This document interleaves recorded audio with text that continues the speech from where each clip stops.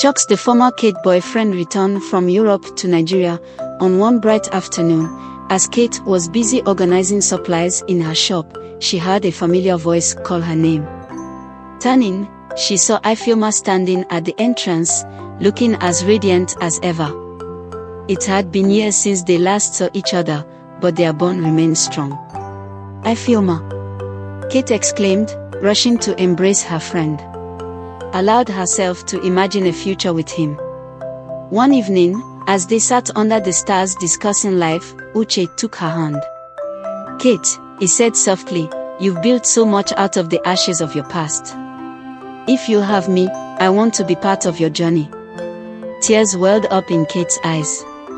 "I've come so far on my own," she replied. "But maybe it's time to let someone walk this journey with me."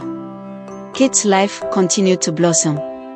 She expanded her business, opened new shops, and even started a scholarship fund for underprivileged girls.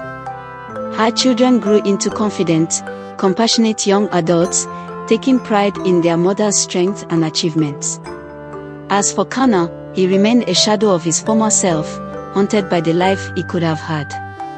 Though Kate helped him occasionally for the sake of their children, she kept her distance, firmly grounded in the new life she had built. Kate's life had entered a season of blossoming, but fate had yet to finish testing her resilience.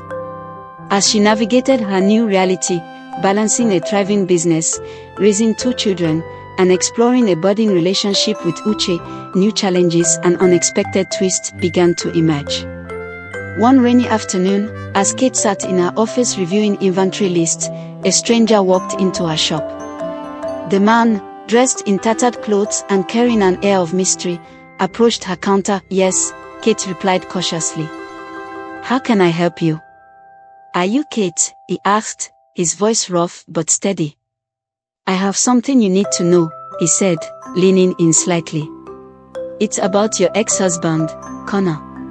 Kate's heart skipped a beat. She hadn't spoken to Connor in months, except for the occasional communication about their children. What could this man possibly know? "He's in trouble," the man continued. "And he's dragging your name into it." Kate's mind raced. What kind of trouble? The man hesitated, glancing around nervously. "He owes people money. Dangerous people. They've been watching you, thinking you might help him pay his debts." Kate's breath caught in her throat. She thanked the man and watched as he disappeared into the crowded market. She knew Connor's financial troubles were severe, but she never imagined they could spill into her life. Determined to protect herself and her children, she immediately reported the incident to the local authorities. Days later, as Kate was closing her shop, she noticed a letter slipped under the door. She picked it up, and her hands trembled as she read the words scrawled across the paper. "Meet me at the old mango tree behind St. Mary's Church. You need to hear the truth." Kate debated whether to go, but her curiosity got the better of her. The next morning, she made her way to the churchyard. Under the sprawling mango tree, she found an older woman waiting. The woman's face was familiar, though Kate couldn't immediately place her. "Do you remember me?" the woman asked. Kate shook her head, and the woman sighed. "I'm Grace, your mother's childhood friend." Hearing her mother mention it after so many years brought tears to Kate's eyes. "How do you know me?" she whispered. "Your mother told me about you," Grace said. "But there's something she never got to share before she passed. It's about your inheritance." Kate froze. Inheritance. Her mother had lived a modest life, working hard to make ends meet. What could she have possibly left behind? "Before your mother married your father, she owned land in a nearby village," Grace explained. "It was a gift from her parents, but she kept it a secret because she feared your stepmother would try to take it after her death." Grace handed Kate an envelope containing a faded map and legal documents proving her land ownership. The realization hit Kate like a wave. Her mother had quietly ensured that Kate would have something to fall back on, even in her absence. As Kate processed this revelation, trouble brewed elsewhere. Desperate and Connor Ifeoma had heard about Kate's success and came to see it for herself. The two friends spent hours catching up, reminiscing about their forest meetings and the twists and turns of life. Ifeoma, now a nurse, had moved to Lagos but promised to stay in touch more often. "I always knew you were meant for greatness," Ifeoma said, smiling warmly. "You've turned your pain into power, and I'm so proud of you." As Ifeoma shared stories about her life, she mentioned a mutual acquaintance, Chucks. "He's back in Nigeria," she said casually. "He's doing well now. You should talk to him." The mention of Chucks brought back memories of their time together. Though their separation had been painful, Kate remembered him as a kind and genuine person. After much thought, she decided to reach out. Their reunion was bittersweet. Chucks had married and started a family, but he expressed genuine happiness for Kate's success. They remained friends, and Chucks became a source of encouragement and support in her life. Connor, meanwhile, continued to spiral. His once flourishing business had crumbled, and his relationships with friends and family were strained. He often came to Kate, not just to beg for reconciliation, but also for financial support. Each time, Kate stood firm. "You had your chance, Connor," she said during one such visit. "I'll always wish you well for the sake of our children, but I won't go back to a life that almost destroyed me." Connor's regret was palpable, but Kate remained unshaken. She focused on her children, who were thriving in school and bringing her endless joy. They were her world, and she was determined to give them the life she never had. As time went on, Kate began to open her heart again. At a community event, she met Uche, a kind-hearted architect who was immediately drawn to her. Unlike Connor, Uche respected Kate's independence and admired her strength. They started as friends, bonding over shared values and dreams for the future. Uche brought a calmness to Kate's life that she hadn't realized she needed. He supported her foundation, often volunteering his time to help with projects. Slowly but surely, Connor began spreading lies about Kate's newfound success. He claimed her wealth came from illicit means, stirring rumors in the community. It wasn't long before people began whispering behind her back. One day, as she walked through the market, a woman sneered, "Must be nice to live off dirty money." Kate stopped in her tracks. "Excuse me," she said, her voice steady but firm. The woman smirked. "You think we don't know how you got your riches? Connor's been talking." Anger flared in Kate, but she chose not to respond. She had learned long ago that dignity often speaks louder than words. Instead, she focused on clearing her name through her actions. She doubled down on her charity work and leaned on the support of people who truly knew her character. The return of Ifeoma. In the midst of the chaos, Ifeoma returned to Enugu, this time with big news of her own. She had been offered a scholarship to study nursing abroad and wanted Kate to join her farewell dinner. "You deserve to celebrate your victories too," Ifeoma told her. "Come. It will be good for you." At the dinner, Kate reconnected with familiar faces and met new ones, including a charismatic businessman named Emeka. Emeka was sharp-witted and exuded confidence, but there was something about him that unsettled Kate. Still, she couldn't deny that he added intrigue to an already eventful event. As life began to stabilize again, Uche, ever supportive and kind, decided it was time to take their relationship to the next level. One evening, after a quiet dinner with Kate and her children, he took her hand and looked into her eyes. "Kate," he began, his voice filled with emotion, "you are the strongest person I've ever known. You've built a beautiful life out of nothing, and I want to be part of that life. Will you marry me?" Kate's heart swelled with joy, but also with hesitation. She had learned the hard way that not all promises were meant to be kept. Still, Uche's sincerity was undeniable. She asked for time to think, and he respected her decision. Days later, Kate received another unexpected visitor, Connor. He looked worse than she had ever seen him, disheveled, gaunt, and desperate. "You've ruined me, Kate," he spat. "Everyone believes you're better than me now. Help me fix this." Kate stood tall, her voice calm but firm.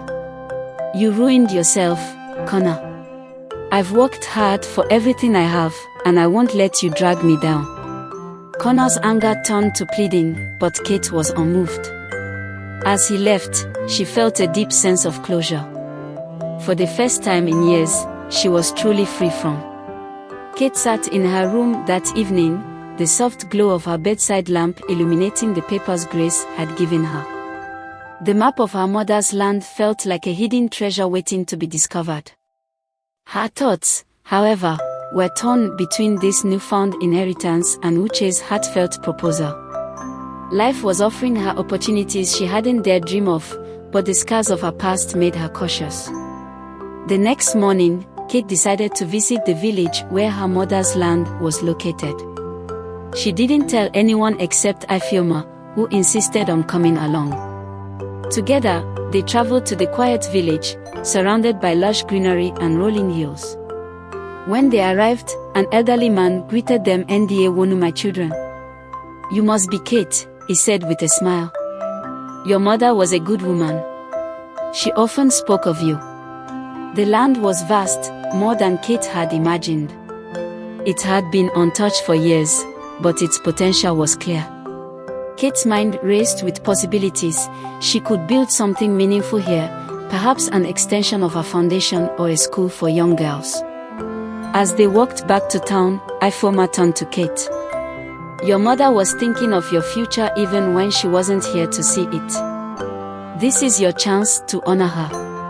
Back in Enugu, Uche was patiently waiting for Kate's response to his proposal. She admired his understanding, but she knew she couldn't keep him waiting forever. That evening, she invited him over for dinner. As they sat with her children, laughter and warmth filled the room. It was a picture of the family Kate had always dreamed of having.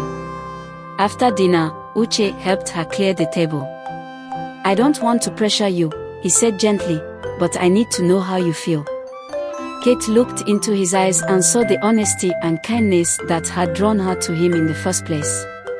"Uche, I've been through so much, and trust doesn't come easily to me anymore. But you've shown me what it means to feel safe and loved. Yes, I'll marry you." Uche's smile lit up the room, and he embraced her tightly. Her children, overhearing the conversation, cheered with excitement, and for the first time in years, Kate felt the weight of her past lift a little more. Despite the joy in her personal life, Kate's professional success continued to attract jealousy and malice. One day, she received an anonymous letter accusing her of using her foundation as a front for illegal activities. Though she dismissed it at first, the rumors began to spread, threatening to tarnish her reputation. At the same time, Connor's debts caught up with him, and his creditors started harassing Kate, assuming she would bail him out. She realized she needed to address the situation head-on to protect her name and her family. One evening, as Kate closed her shop, two men approached her. Their faces were unfamiliar, but their intentions were clear. "You need to settle Connor's debts," one of them said, his tone threatening. "If you don't, things will get ugly." Kate's heart raced, but she stood her ground. "Connor is not my responsibility. I suggest you take this up with him." The men smirked. "We'll see about that," one of them said before walking away. That night, Kate reported the incident to the authorities and hired extra security for her shop and home. She refused to let fear control her life. During this turmoil, Emeka, the charismatic businessman Kate had met at Ifeoma's farewell dinner, reappeared. He visited her shop, offering his help. "I've heard about the trouble you're facing," he said. "Let me assist you." Kate was skeptical of his intentions but decided to hear him out. Emeka introduced her to legal and financial experts who helped her protect her assets and clear her name from any association with Connor's debts. Though she appreciated his help, something about his eagerness made her wary. As the rumors about Kate began to die down, new information about Connor surfaced. One of his creditors, desperate to recover their money, leaked documents showing Connor had forged Kate's signature on several loan agreements. This betrayal cut deep, but it also gave Kate the evidence she needed to clear her name completely. With the help of her lawyers, Kate filed a case against Connor. Though she took no pleasure in pursuing legal action, she knew it was necessary to protect her future. Connor, now cornered, tried to apologize, but his words held no weight. As Kate dealt with the fallout from Connor's betrayal, Uche was by her side every step of the way. One evening, as they sat together on the porch of Kate's home, he presented her with a simple gold ring. "I know this isn't the most extravagant gesture," he said, "but I promise to give you a life filled with love, respect, and partnership." Kate smiled through her tears. "It's perfect," she said, slipping the ring onto her finger. For the first time, she felt like she was finally moving toward a life she truly deserved. Kate's life seemed to be on an upward trajectory, but the shadows of her past and new threats continued to encroach. While she was busy planning her future with Uche and exploring possibilities for her mother's land, unseen forces were plotting to upend her newfound peace. The calm she had worked so hard to achieve was about to be tested once again. One evening, as Kate closed her shop, she noticed something odd. A letter slid under her office door, but no return address. She opened it cautiously. Inside was a photo of Connor speaking with Emeka at a roadside bar, their faces grim and their gestures animated. Alongside the photo was a cryptic message. The image sent chills down Kate's spine. Why would Connor, her ex-husband and the source of her past misery, be meeting with Emeka, the man who had offered to help her during her recent troubles? She decided not to confront Emeka immediately but to investigate quietly. Her instincts told her there was more to the story than met the eye. The next night, Kate awoke to the sound of rustling outside her bedroom window. Her heart raced as she tiptoed to the window and peeked through the curtains. A shadowy figure was moving around her yard. Quickly, she grabbed her phone and called Uche, who lived nearby. "Stay inside and lock your doors," Uche instructed. "I'll be there in 5 minutes." By the time Uche arrived with 2 local security men, the intruder had disappeared. However, they found fresh footprints leading away from the house. Uche stayed with Kate that night, reassuring her that she was safe, but Kate couldn't shake the feeling that the incident was connected to the letter. A week later, Kate received a call from Ifeoma, now settled abroad. "Kate," she began hesitantly, "I've heard something troubling about Emeka. A friend back home told me he's involved in some shady dealings, especially with properties." Kate's stomach dropped. Ifeoma's warning aligned with her growing suspicions. Determined to uncover the truth, she reached out to Grace, her late mother's friend, for advice. Grace arranged for Kate to meet a trusted investigator, a retired police officer named Mr. Okoro. Together, they began piecing Emeka's connections.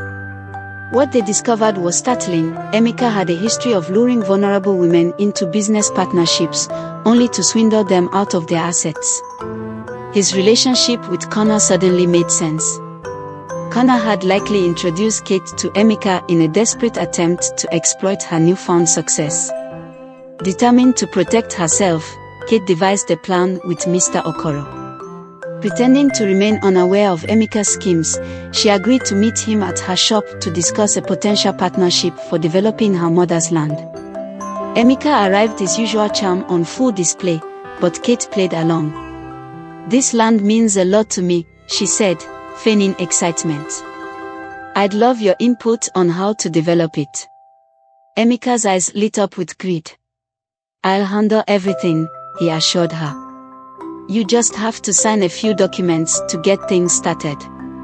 Kate smiled. "Of course. Bring the papers, and I'll review them."